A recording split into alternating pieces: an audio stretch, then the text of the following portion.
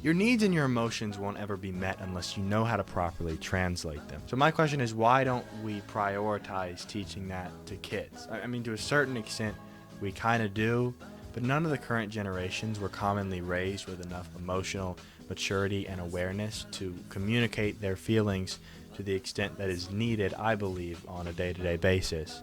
For example, when I was like 10, I had swimming lessons, even though I knew how to swim.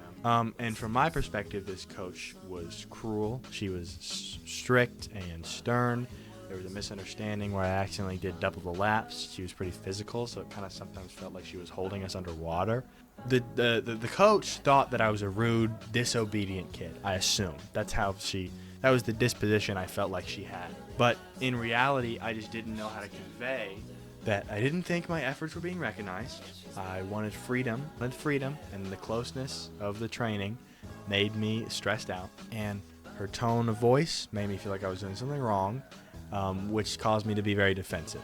Now, a 10-year-old's not going to say that, but some adults now, I feel like they don't even do that, or they don't take the time to do that, because it is one thing to recognize what you're feeling and why you're feeling it, and then it's a whole other thing to communicate it. Like, that's difficult.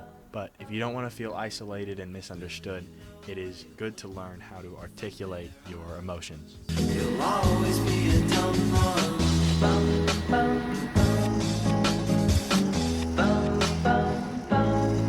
And she cried over nothing.